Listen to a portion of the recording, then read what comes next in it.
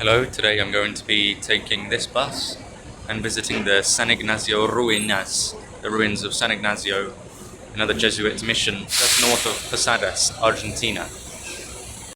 I'm off the bus now, and similar to the ruins in Paraguay, just north of Encarnacion in Trinidad, there is no one here at all, really. So the walk is around 10 minutes from the bus station, and it's on this kind of dirt track behind me and in front of me. Okay, so I'm here now at the San Ignacio ruins, but unfortunately I can't get in. I arrived and I showed a document that should have allowed me free entry here because of the condition. However, they rejected it and said I needed a card for it to be valid, even though it wasn't an official letter. So the other option was to pay, and I have no Argentine cash with me. So I asked if I could pay by card, and they sent me to a QR code. The QR code didn't work, so I had to go on their Wi-Fi and look up the website myself. And when I went to pay on the website, the payment is not accepted. So, because I'm slightly fed up with the customer service here,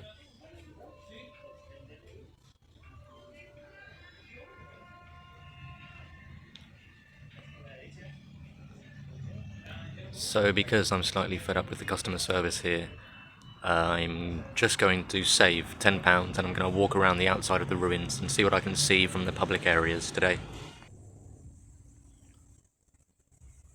So you get a decent view of some of the ruins from just outside in the public areas. So I'm now at the sort of rear area of the San Ignacio Miní, and you can just about see some of the ruins here through this fence behind me. I think I might be able to get a better view walking around a bit more. And the San Ignacio ruins, they were founded in 1610 during what was basically known as the Spanish colonial era in Argentina, and this province was actually thought of as Paraguay at the time, I believe. You can see this sort of small wall here, and then to the left there's a larger ruin, so I've got to walk all around this field to hopefully get a better view from the other side.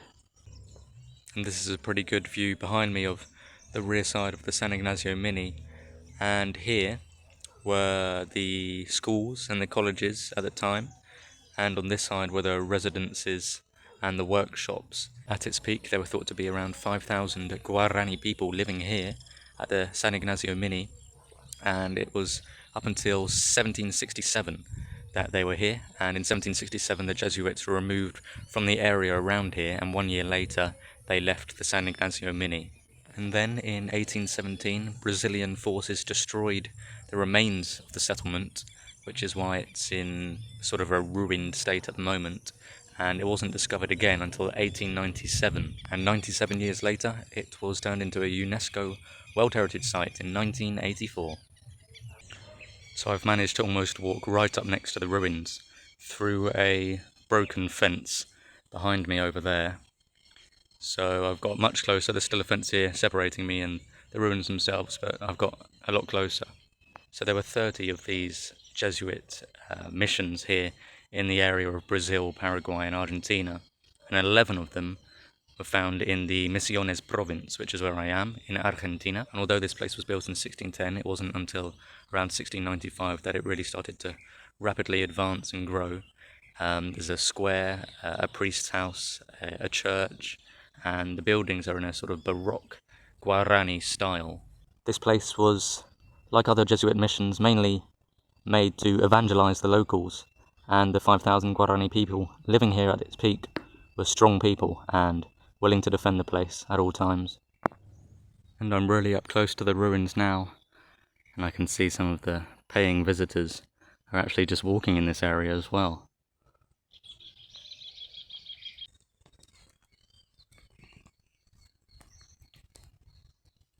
When the Jesuits arrived here, the local Guaranis allowed them to approach them without much retaliation or fighting back.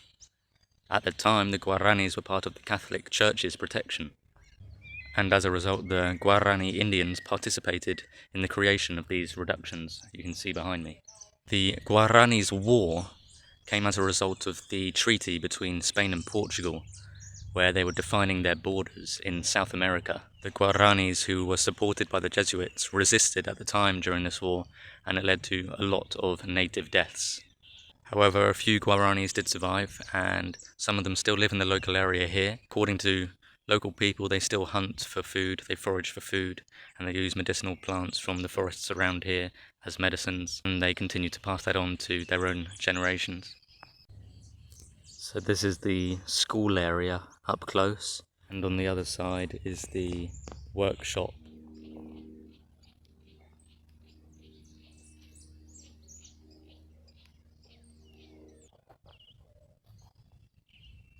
This building just here is where the church and cemetery were based. So this is the back end of the cemetery, and on the other side of this wall is where the church is, Iglesia. If you listen carefully, not for the dogs,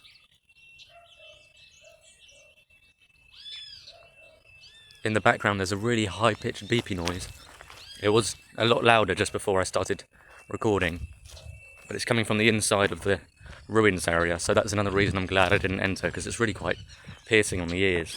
I wonder if it was at the start of the video when I was sat at the ticket office, because it was going off there as well. And I think this is the last public viewpoint I will get, which again is a pretty decent one. And I believe that building on the left there is called Higuera Brava.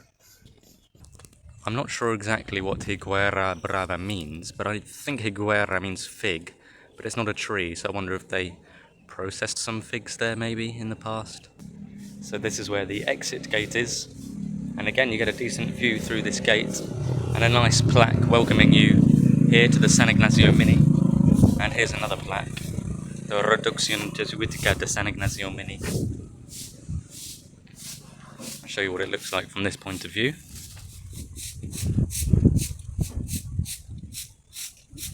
And just behind me you can see the main walk to the ruins through that gap. This is the building at the entry where you try to buy your tickets.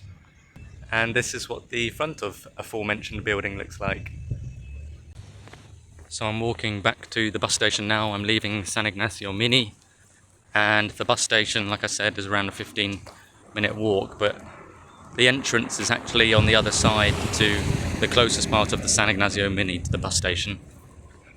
The bus cost me, I think, around £7.50 in total, so including the return journey, and I pre-booked my ticket online. I want to say the San Ignacio Miní is based around 60 kilometers north-ish of Posadas, and the bus journey takes around an hour. And the San Ignacio Miní is in a place called San Ignacio itself.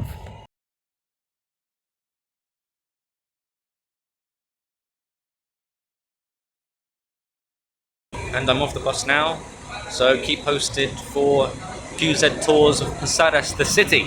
I hope you enjoyed today's video.